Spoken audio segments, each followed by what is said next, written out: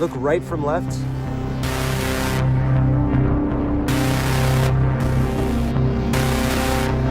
Today, I want to share the most intense survival story that I experienced. And it happened in Iraq, just before I went to Ukraine. And I think it's bound to make anybody who's listening cringe at how it actually was. So, be me. I'm a guerrilla in Iraq living in a tunnel base. I've been there for about a year now. And our job in this tunnel base is to secure this mountaintop and to build up our defenses for any potential attack. One morning, after one of the most death-defying times I've had up there, being chased around by an AI drone of the Turkish Air Force, super dangerous drone right above us, we woke up to a dense fog and chilly air that we had never experienced before, and we definitely were not prepared for. We had no idea what it meant. And the month leading up to this, as the team leader of the operations base, I had my team develop the base. We were digging out new bunkers, we made a new watchtower, but mostly we were putting up concrete around the metal blast doors that we put in front of every tunnel entrance, just in case they bombed again. Our main generator, as well as the kerosene that we had, was outside, and although we did have an emergency gasoline generator inside that was only meant to be used during bombings, we weren't allowed to go and use it. It was only for emergencies during bombings. The morning after that, we woke up and we were just getting ready to be relieved and brought back down the mountain because another team was going to replace us. It was just the three of us. But instead, we woke up to this. Just a little bit of snow.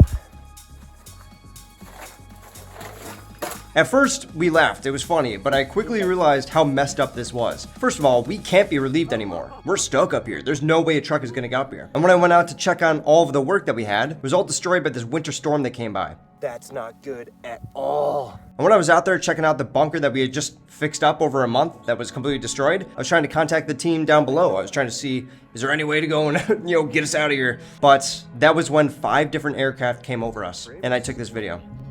Oh, and a bigger plane coming from a different direction. Okay. Well, the invasion might be happening. I'm gonna head in now. And I believe it was because they're watching us. They were watching us for the last year. But now, since there's snow, they can see our footprints. And they can find all the little hidden bunkers that we had. So I kind of fell into their trap by going outside, but whatever. I ran back in, and I told my team what was up. I told them, yeah, there's a lot of stuff above us. And we all thought that the end was inevitable. We had no contact with our team, which meant that the weekly supply run was not coming, and the rations we had left was all that we had to eat for now. Shitty Iraqi brand muffins, moldy vegetables covered in rat droppings.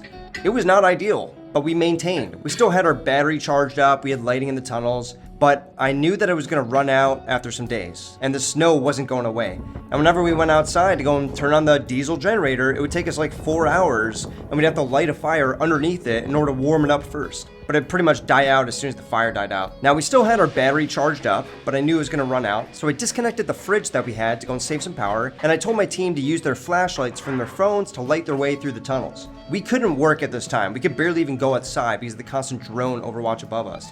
So we locked ourselves inside, and we talked. We just kind of chain smoked as usual. For myself, it was kind of fun. We were locked away and truly in survival mode, really felt like a caveman. But we have 16-hour days, and yeah, it was mostly boring. Wow, you can pet it?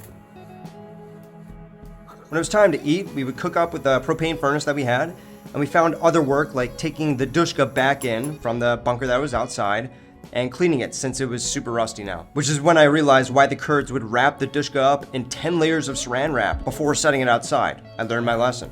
The next days were kind of like that. We would attempt to turn on the generator outside, but then after 4 hours risking our lives under the drones and our hands frozen, we would come back unsuccessful every time, and we started to get weary of it all. Every time we walked back in, we would pass by the emergency generator, which is right outside our main room where we slept and we ate. And we knew all we had to do was turn it on and all of our problems would vanish. But it was only for bombings. It was not for this occasion. And the worst part is, if the Kurds caught us, they would definitely tell our commander, and then we'd be reprimanded. At some point, we were gonna cook again, so we opened up the fridge, and we went to use the last of our cream to make a sauce for our spaghetti. As we poured into the spaghetti, maggots came out with it. We picked them out and we continued to cook. And I gotta tell you, I almost threw up when my buddy had told me he had used it just yesterday and it seemed fine. So after that, we moved all the half moldy veggies and non-preservatives outside to be frozen under the snow. But it wasn't that much, just a couple days worth. And it was during that time, running low on food, that I remembered the years-old canned food buried away by the guerrillas and shepherds who were on this mountain 5 years prior fighting ISIS. So I went out there, I wiped away the mud from the cans until I could read the expiration date, and I did find some alright food. There's no protein, That had already been taken out years ago probably, but at least it was something. Also around this time, our propane ran out while we were cooking. We were using it to make coffee all the time and also to warm up our hands. And I also noticed that the rubber gasket on it had become brittle from the cold and broke, which is probably why it ran out. So I once again went outside to the side of the mountain to a pit of propane tanks left from years ago, and half of them damaged by bombs, to find if one had a working rubber gasket and some propane left. After finding one that seemed alright and not damaged by bombs, I carried it into the tunnel, I hooked it up, and voila, it worked. After we scavenged that, it really made us feel like we could make it. We were surviving. And it was around that time as well that the electricity went out. We had nothing. We were living off of power banks and our phones on low power mode. And to walk around through the tunnels, we would use our rifle lights. And we even scavenged for any semi-dead batteries lying around the tunnel floor. Even going deeper into the tunnel system, an hour into it, to find anything that might be of use. And while going down that tunnel, we walked past the dead porcupine we had shot some months prior. We came back with a couple batteries, and we lasted for another couple days like that. We would clean stuff, we would record and write down when drones were around, and I had my team conduct medical training in the dark. I had to keep them busy and prepared. But we had to stop all of that when we finally lost all of our energy sources. We were almost completely blind other than one rifle light that was dimmed from an almost dead battery inside it. We still had no contact with the team down below and no way to get to them during this vital time protecting the tunnel base and expecting an attack anytime. It's my life now. So I made the decision to ready up the generator inside, the emergency generator. First, we turned it on. We connected everything we had to the surge protector meant to activate the IEDs above our base. We charged everything up to about 50% and then we turned it off. After a couple days, we went to do that again because we ran out of battery, but the generator didn't turn on. We worked on it for a couple hours, and when we finally got it to turn on, there was a thick black smoke coming out of it, blacking out the entire tunnel. We decided to commit to this and just ran through the smoke and laid down next to the outlet, letting the smoke pass above us and through the bunker slit. When it came time to turn it off, we had trouble finding our way back to the generator. We forgot our gas mask, so we fled from the bunker hole outside and through the opposite way. We followed the wind to the generator and turned off by putting our hands in the thick black smoke and somehow finding a lever to turn off. It was hot to the touch, and when we tried to turn it on again to try and fix it some more, it wouldn't budge.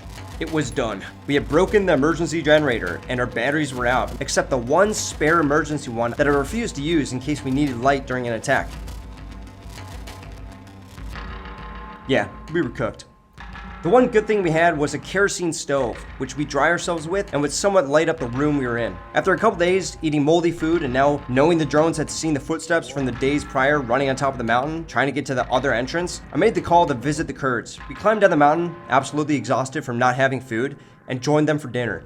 We charged our phones and we came back home. And when I came back home, I remembered that we could use the spare radio batteries that were just triple D batteries that I would wire together to extend the length of the radio battery into a power bank. So I linked them together. First I went with series and then parallel until I got a power source that would charge a power bank. My first attempt failed. I destroyed my buddy's power bank. But the second time, I reduced the voltage and I got it to charge all of our other power banks. I felt bad for him because he had that power bank for so long. It was even from Ukraine when he tried to join in 2021. But now we were in Iraq and we needed this. Eventually, a couple days passed by again, and I finally got the balls to go outside and find service to contact the team below. We begged them for logistics, and they said, all right, fine, they'll try and make it happen. So we climbed down the tunnels for hours, maybe 4 or 5 hours, with our empty backpacks, excited to meet them and get some food. But at some point, we took a wrong turn down the tunnel, and we headed straight into the big commander's base. We climbed down the rubble into a large room about 100 meters in length and width and 20 meters tall.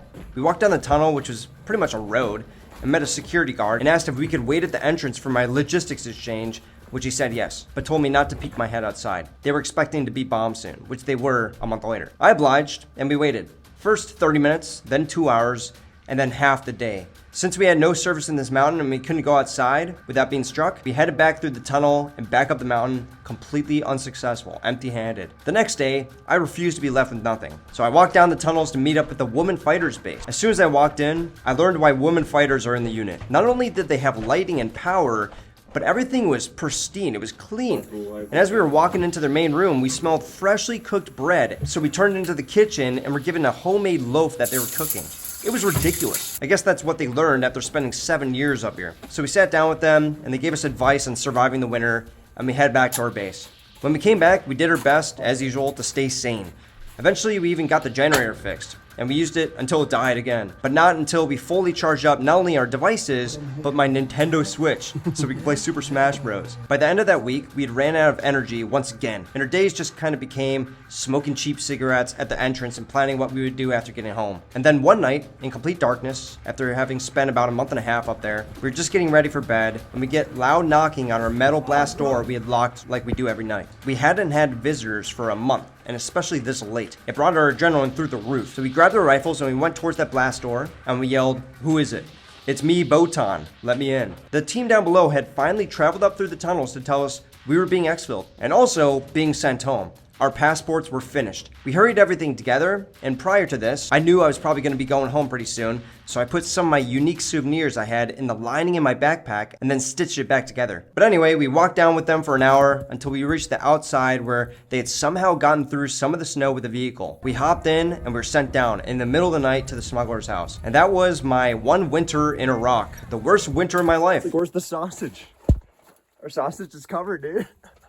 But also the best. The amount of memories that I got from that, the unique ways that we found how to survive, and the ways we found enjoyment in the small things, it's an experience I still would never take back. And yeah, thanks for listening. Peace.